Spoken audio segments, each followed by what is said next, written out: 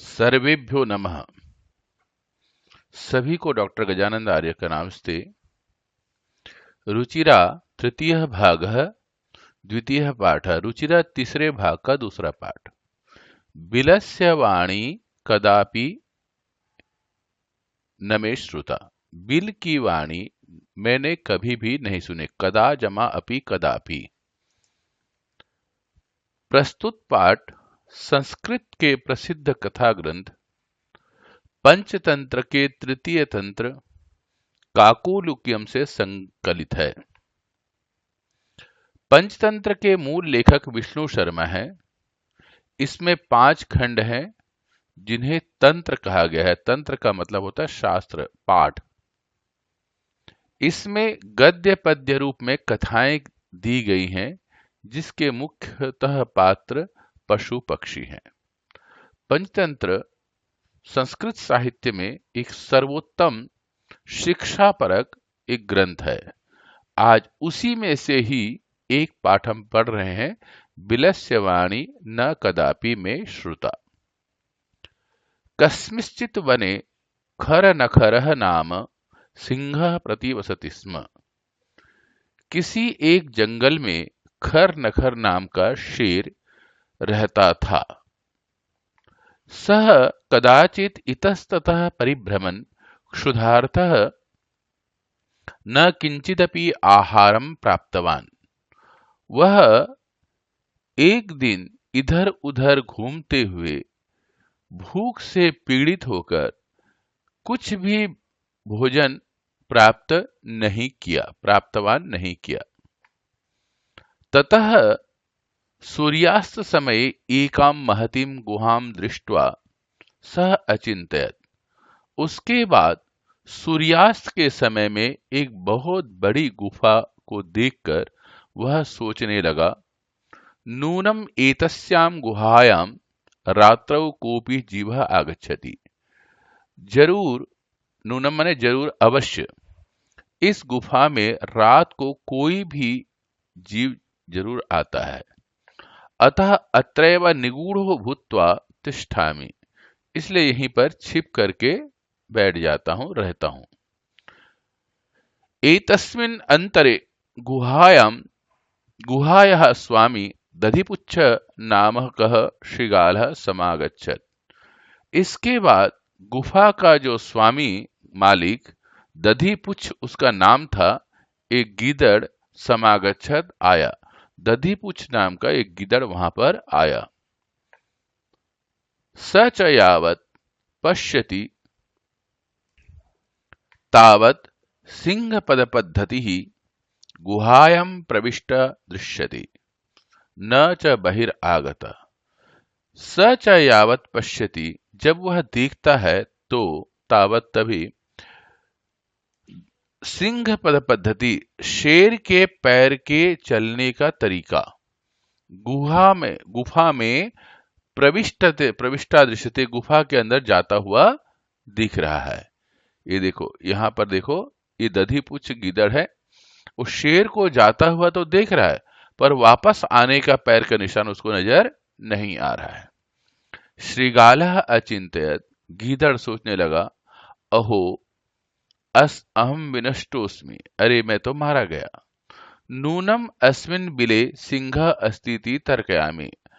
जरूर, नूनम माने जरूर, इस बिल के अंदर शेर है, ऐसा मैं सोच रहा हूं, मेरे मन में सोच रहा हूं।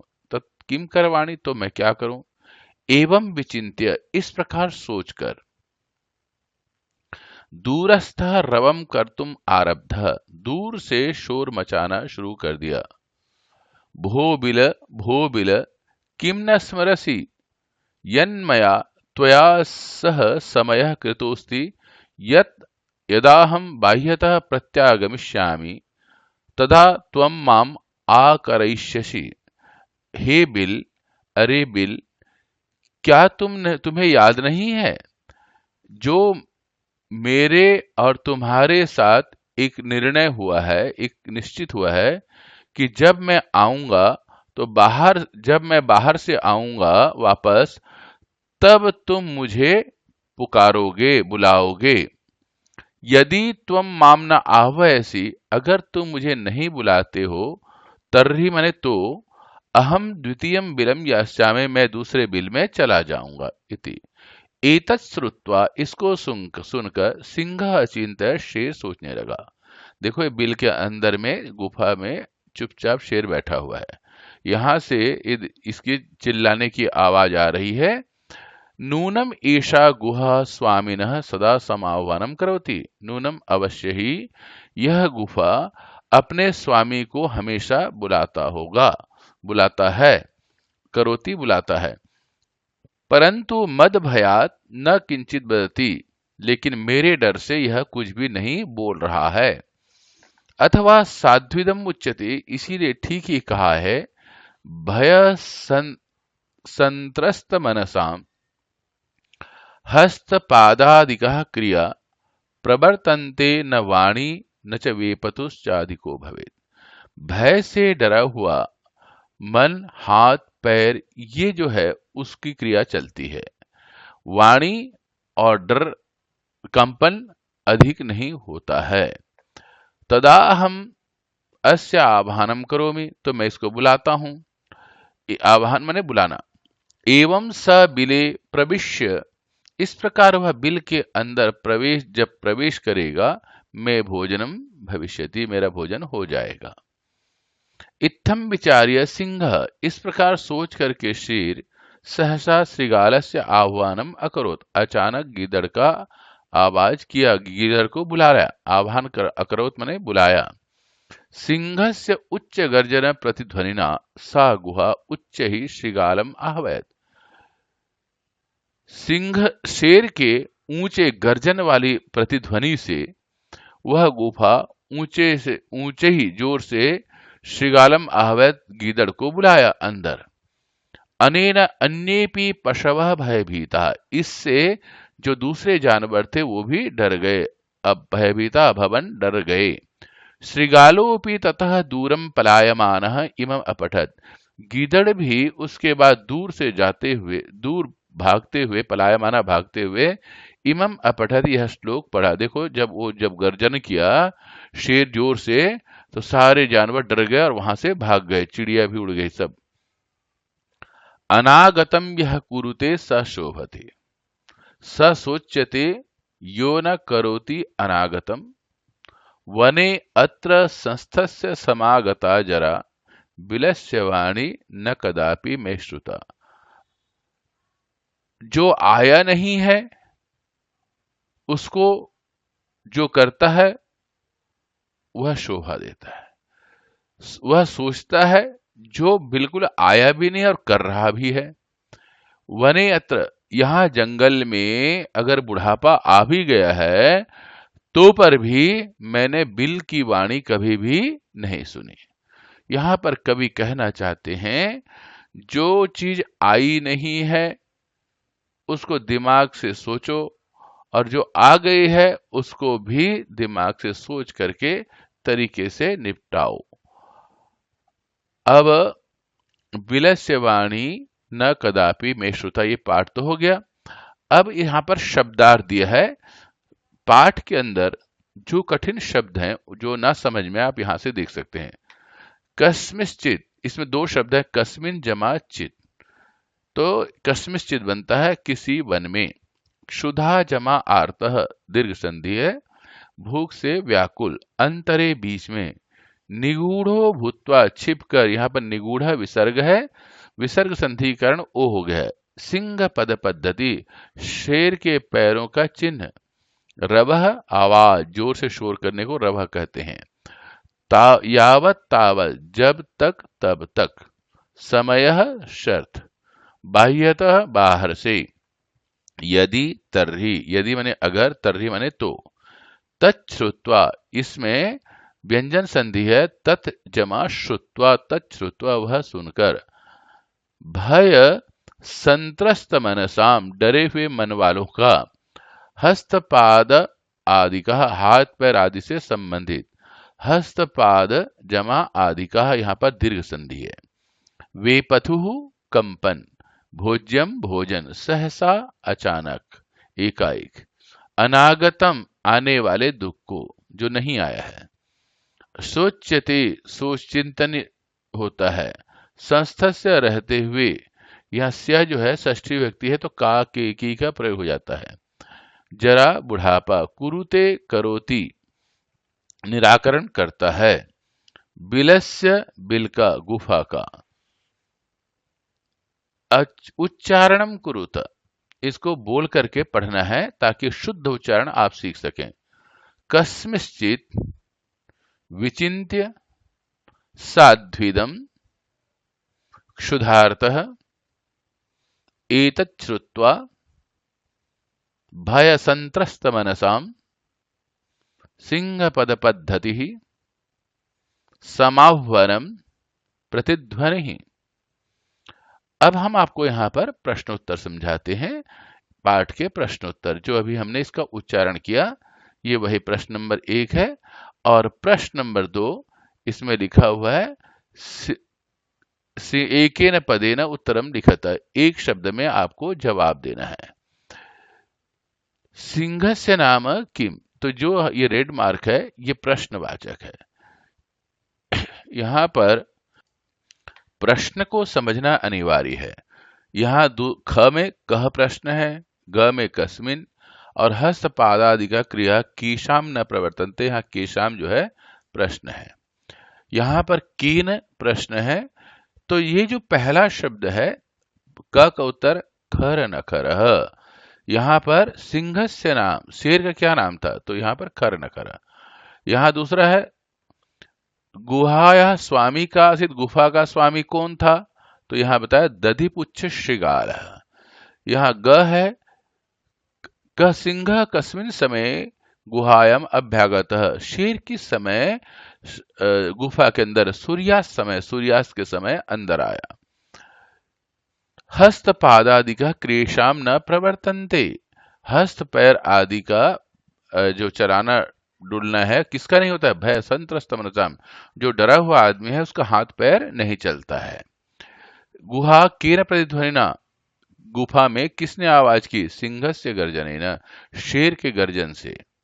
प्रश्न नंबर 3 पूर्ण वाक्य न उत्तरतः, इसमें पूरे वाक्य में उत्तर देना है।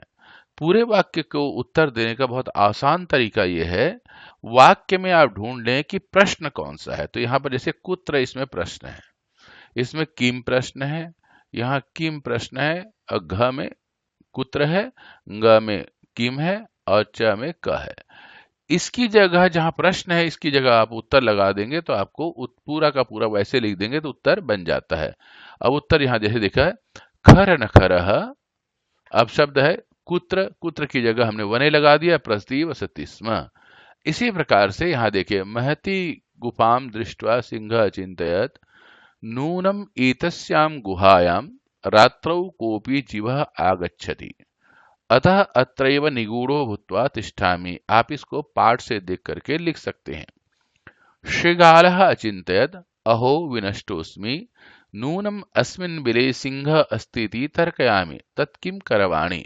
शेर गिदड़ जो है सोचने लगा, तो ये पाठ से देख करके उत्तर लिख सकते हैं।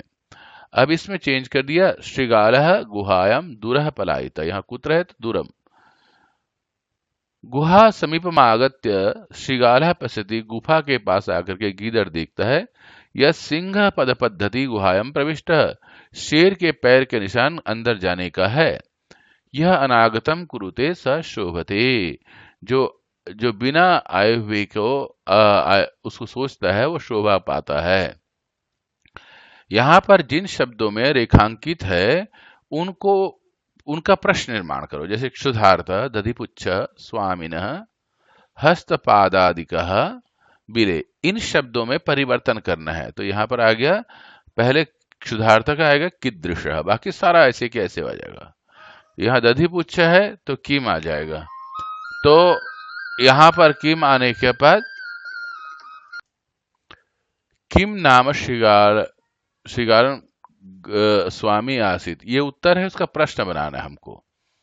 ईशा गुहा कस्य दावानम करोति, यहां पर शब्द है ग, स्वामिनः तो यहां पर आएगा कस्य, क्योंकि उसमें षष्ठी व्यक्ति एक वचन है तो यहां भी षष्ठी व्यक्ति एक वचन ही लगेगा। यहां आएगा कीदृशः। आह्वानेन भय संत्रस्त मनुष्यां कीदृशः क्रिया न प्रवर्तन्ते। आह्वानेन श्रृगालः कुत्र प्रविश्य सिंहस्य भोजनम भविष्यति। तो यहां पर विले है तो उसका उत्तर होगा कुत्र, कहां पर। प्रश्न 5, घटना क्रमानुसारम वाक्यानि लिखत। घटना के क्रम के आधार से वाक्य लिखने हैं। अब ये जो है उल्टे सीधे लिखे गए हैं, मतलब एक वाक्य जिसको जहां आना चाहिए वहां पर नहीं है, तो इसको क्रम से लिखना है कहानी को। हमने आपके लिए यहां पर लिखा है, जैसे परिभ्रमण सिंह क्षुधार्तो जातः, सिंह एकां महतीं गुहां अपश्यत्, गुहायाः स्वामी दधिपुच्छः नामः शृगालः समागच्छत्, गुहायां कोऽपि अस्ति इति शृगालस्य विचारः, दूरस्थः शृगालः रवं कर्तुम् आरब्धः, सिंहः शृगालस्य आह्वानम् अकरोत्, दूरं पलायमानः शृगालः श्लोकम् अपठत्। प्रश्न 6, यथा निर्देशम उत्तरत। जैसा कहा गया है वैसे उत्तर दीजिए। एकां महतीं गुहां दृष्ट्वा सः अचिन्तयत्, अस्मिन् वाक्ये कति विशेष पदानि संख्या सह पदानि अपि लिखत। ये प्रश्न है। इस वाक्य में विशेषण और संख्या पद कौन सा है। तदहम अस्य आवाहनम करोमि, अहम इति कस्मै प्रयुक्तम, अहम शब्द किसके लिए प्रयोग किया गया है। यदि त्वाम माम न आह्वयसि, इसमें कर्ता पद कौन सा है। सिंह पद पद्धति गुहायम प्रविष्टा दृश्यते, इसमें क्रियापद कौन सा है। वनेत्र संस्थस्य समागता जरा, इसमें अव्यय पद कौन सा है। तो यहां पर अस्मिन वाक्य द्वे विशेषण पदस्थः, क में एकाम और महतिम ये दोनों विशेषण है। ख में अहम जो है सिंह के लिए प्रयोग किया गया है। ग में त्वम जो है कर्ता पद है। घ में दृश्यते ये क्रियापद है। वने अत्र ये इसमें अत्र जो है अव्यय है। अव्यय कहते हैं जो शब्द एक वचन, बहुवचन, स्त्रीलिंग, पुल्लिंग सब में हमेशा एक जैसा रहता है, किसी भी प्रकार का परिवर्तन नहीं आता, तो उसको अव्यय कहते हैं। अब ये बॉक्स में कुछ शब्द दिए गए हैं, इस वाक्य में आपको इस कहानी में पूरा करना है। हमने आपके लिए यहां पर उत्तर को पूरा किया है। आप देखें, एकस्मिन् वने कश्चन व्याधः जालम विस्तीर्य दूरे स्थितः, क्रमशः आकाशे सपरिवारः कपोतराजः चित्रग्रीवः निर्गतः, तदा ताण्डुलकणानाम् उपरि कपूतानां लोभो जातः, परन्तु राजा तत्र सहमतः नासीत्। तस्य युक्तिः आसीत्, यदि निर्जने वने कोऽपि मनुष्यो नास्ति तर्हि कुतो वा तण्डुलकणानां सम्भवः। यदा राज्ञः उपदेशम् अस्वीकृत्य ते नीचैः आगतः, तदा जाले निपतितः, अत उक्तम सहसा विदधीत न क्रिया। एक जंगल में एक शिकारी जाल फैलाकर दूर बैठ गया। क्रम से आकाश में कबूतर का जो स्वामी चित्रग्रीव था वहीं से सपरिवार निकल रहा था।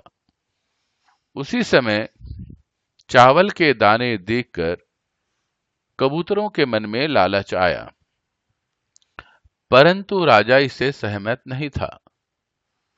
उसकी युक्ति थी, यदि एकांत जंगल में कोई मनुष्य नहीं है तो यह चावल के कण कैसे संभव है। राजा के आदेश को न मानकर दूसरे कबूतर नीचे आ गए और जाल में फंस गए। इसीलिए कहा है अचानक कोई काम न करें। तो छात्रों, आपको पसंद आया तो सबसे पहले लाइक बटन दबाइए। कमेंट बटन में जो आपको समझ में नहीं आया या और अधिक अच्छा समझना चाहते हैं तो अवश्य लिखें। लेकिन साथ में सब्सक्राइब बटन अवश्य दबाएं।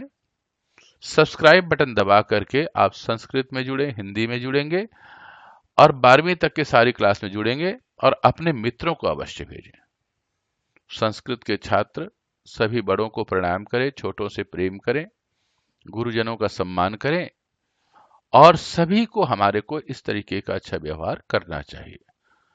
तो हम सहायता करेंगे, सब्सक्राइब बटन दबा करके अपने मित्रों को अवश्य भेजेंगे ताकि संस्कृत का पठन पाठन आसान हो जाएगा। अगले वीडियो में मिलेंगे। सभी को डॉक्टर गजानंद आर्य शास्त्री का नमस्ते।